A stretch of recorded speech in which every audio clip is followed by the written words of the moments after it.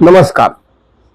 मराठवाडा नेता यूट्यूब मध्ये आपलं मनपूर्वक हार्दिक स्वागत आहे.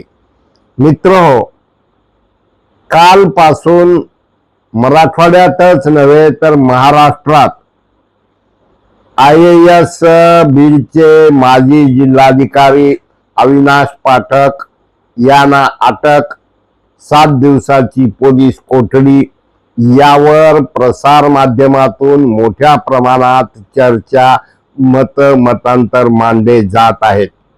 तसं अविनाश पाठक हे मूळचे लातूरचे, त्यांचे वडील हे पाटबंधारे विभागात उपअभियंता होते.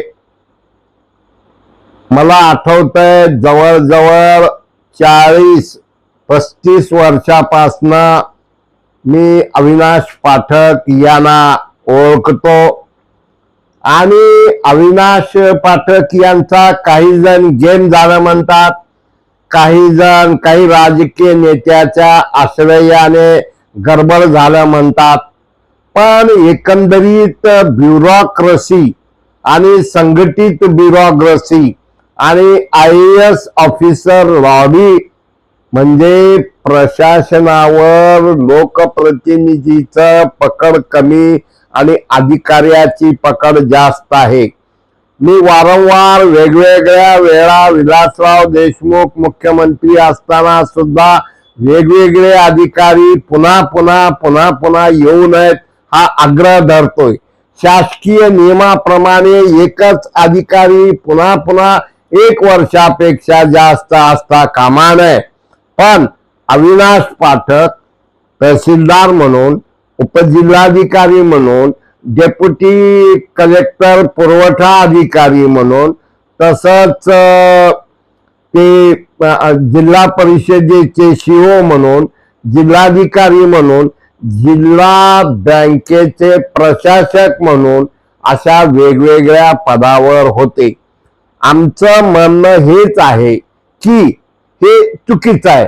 मध्यंतरी लातूर MIDCच्या काही जमिनीच्या प्रकरणात महाराष्ट्र न्यायालयाच्या आदेशानुसार अधिकचा पैसा गेला, जमिनीला मावेजा म्हणून तो पैसा काही काळ अविनाश पाठक यांचे अकाउंट बंद होते. कारण त्यांचे पैसे अकाउंटला असल्यामुळं आता याचा तपास होत आहे. लातूर जिल्ह्यात सुद्धा काही अधिकाऱ्यांच्या नावाची धुवाधार, मग ज्यामध्ये फुलारी असतील, अहमदपूरच्या लटपटे असतील, वेगवेगळ्या अधिकाऱ्याच्या भूसंपादन घोटाळ्याची मोठ्या प्रमाणात चर्चा आहे. मला असं सांगावंसं वाटतं की या प्रकरणात एक पाठक नव्हे तर अनेक ठक जे महाराष्ट्र शासनाच्या तिजोरीला गिळंकृत करून पाहत आहेत. कोण म्हणतात अविनाश पाठक हे वाल्मिक कराड यांच्या सांगण्यावर करत होते. एकानं शेतकऱ्यानं जुना, आता कसा एकदा एक विषय झाला की अनेक विषय येतात. पण अविनाश पाठक हे मला आठवतंय की त्यांना मी मध्यंतरी म्हटलं होतं की तुम्ही पुन्हा बीडला राहता हे योग्य नाही.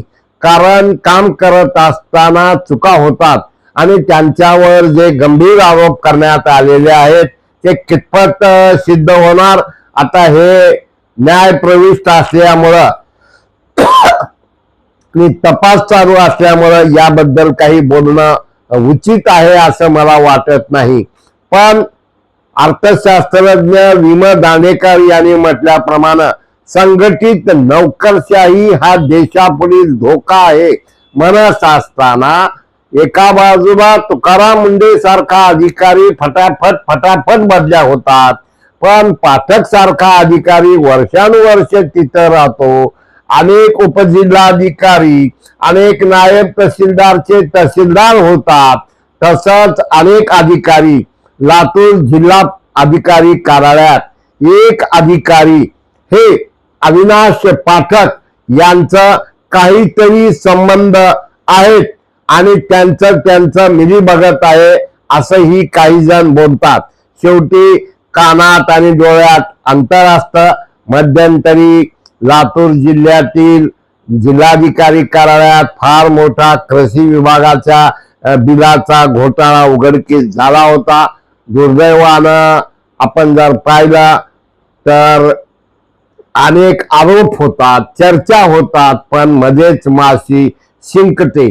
खरं म्हणजे ज्या पद्धतीनं अविनाश पाठक यांचं MIDCच्या प्रकरणामुळं काही काळ अकाउंट सील होते, तसंच त्यांचं जातीच्या प्रमाणपत्रासंदर्भात सुद्धा मध्यंतरी ऑब्जेक्शन घेतले जात होते. आणि जेव्हा एखादा अधिकारी एखाद्या ठिकाणी पुन्हा पुन्हा येतो त्यावेळेला ज्यांना तिथं जायची इच्छा असते ते मात्र त्याचा द्वेष करत असतात. पण एकंदरीत अविनाश पाठक हे प्रकरण महाराष्ट्र नव्हे देश पातळीवर गाजत चाललेले आहे. जरा ज्या पद्धतीनं वाटतंय काय त्या पद्धतीनं वागत आहेत. IAS ऑफिसरनी कुठं झुकावं, किती झुकावं, कसं झुकावं आणि बऱ्याच कलेक्टर पेक्षा त्यांचे बिल कलेक्टर म्हणजे नितीन गडकरी यांच्या भाषेत काय आपल्याला सांगायचं म्हणजे चहापेक्षा किटली गरम. कलेक्टर ऑफिस मध्ये जर प्लॅनिंग ऑफिसर पाहिले तसंच वेगवेगळे डेप्युटी कलेक्टर पाहिले तर फार मोठे घोटाळे दिसतात. फक्त विषय अविनाश पाठक यांचा नाही तर असे अनेक ठग जे आहेत त्यांचं काय हा सुद्धा प्रश्न असून मित्र हो, योग्य वेळी या संदर्भात आम्ही अधिक बोलणार आहोत. मराठवाडा नेता YouTube शेअर करा, सबस्क्राईब करा, लाईक करा. धन्यवाद.